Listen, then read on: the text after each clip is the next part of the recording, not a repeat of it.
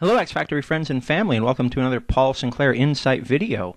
I got something special for you guys this week. Rather than a race video that I'm commenting on, I thought I'd show you guys some of my testing between the X6 squared and the X6 cubed that I did last weekend. Diving right into it, this is the CRCRC club track in Hilliard, Ohio, near Columbus. They just put in this layout. It was a lot of fun, very, very fast and flowing. The dirt in Columbus is a hard-packed kind of black dirt that you'd grow grass with.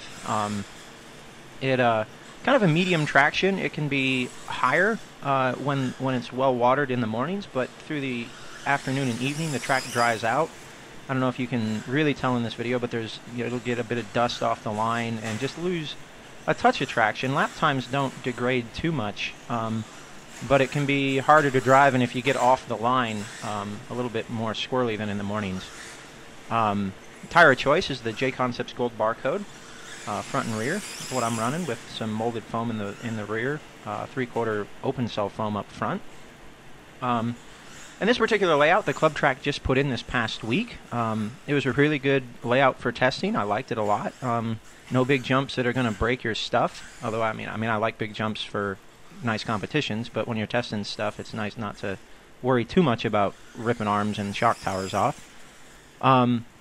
The infield here was a really just kind of major on-power steering. You went over all these bumps and jumps, and just tried to keep your car stable and build up speed as much as you could. The left side, kind of an on-road carousel, 3 carousel corners where it was all about corner speed. And then off the straightaway was all about stability. They had these little ripples there in the upper right that were really the difference between a good lap time and a great lap time. It was a real risk but big reward if you sent your car in there. If you could clear it and make it fast, it's probably worth 3, 4, 5 tenths of a second per lap. Whereas it was real easy to get caught up and either roll or get turned around. I think you'll see me a few times with some bobbles in that corner. Anyway, so this is my X6 squared, trusty old sidekick.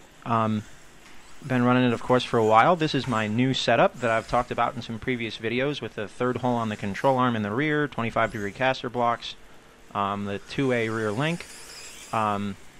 This is the track. CRCRC is the track where I did a lot of the testing for that setup. It's not the only place I ran it, of course. But so my car is generally pretty dialed in here. But it is a bit edgy. I really have to push it to get good lap times here with the squared.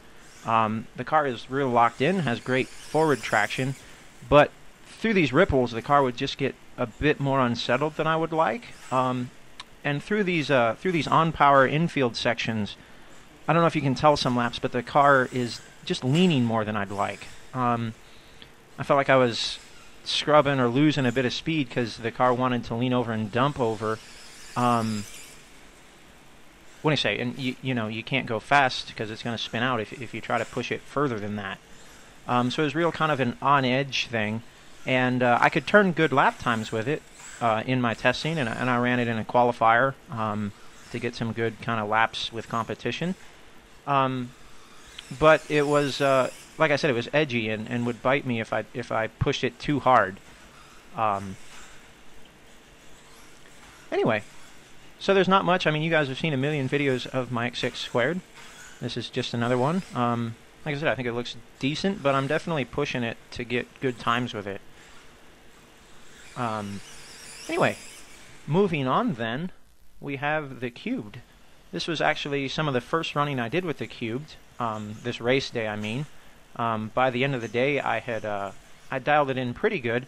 I'm actually running the exact same setup as the X6 squared, except that on the cubed I changed to a lighter front spring, which is really, I don't think that's going to be a necessary setup change for the cubed, you know, not a starting setup change, but rather for this track, especially these ripples in the upper right corner, that lighter front spring just tossed the car around less. I could hit the ripples harder with more consistency. Anyway, one of the big things about the cubed is that it is 80 grams lighter, at least with my equipment and my running trim. I have nearly the exact same equipment, the same battery, speedo, receiver, servo, everything else. In fact, I'm using, for these 2 videos, I am using the exact same tires. I took the tires off the squared, put them on the cubed, and took the rear wing off the squared and put it on the cubed. Of course, the cube is narrower as well, but the 80 grams lighter really makes a difference. I hope you can see right away here that the cube just has a little more pop and a little more corner speed. It doesn't want to lean as much, and I can push it harder. And as a driver, what's interesting watching this is I know that when I was driving this, I actually wasn't pushing it as hard as my squared, but it's responding more and giving me more. The car is giving me more out of the track without me having to be on edge and in danger of wrecking all the time. Anyway, I think it's a little bit faster. Again, just that lighter weight, it's allowing it to pick it up and what do you say? Accelerate faster. One thing about the squared, or the cubed, I'm sorry, one thing about the cubed though, is that it was less stable than my squared was on power, mostly getting on the straightaway. But when I tried to dig in and go, the car didn't want to squat in the rear and dig in and go as much as the squared would. The squared would just take off as a kind of a good drag car, whereas the cubed wasn't sure what to do with its weight, even though it's lighter. I'm not sure. It's something I need to work on with further testing. I have some ideas, but the cube didn't want to dig in and go as well as the squared. But overall, through this on-power midfield, I mean, this is just lap after lap. I think you can see it's just carrying more speed. It's going a little bit faster, that 2, 3, 4% faster. That's going to result in, as I saw during the day in testing, my cubed was running 3 to 4 tenths a lap on average faster than my squared was. So it's really encouraging and really good to see. I'm pretty excited for the car and to see where we can take it. Yeah, just running some good lines.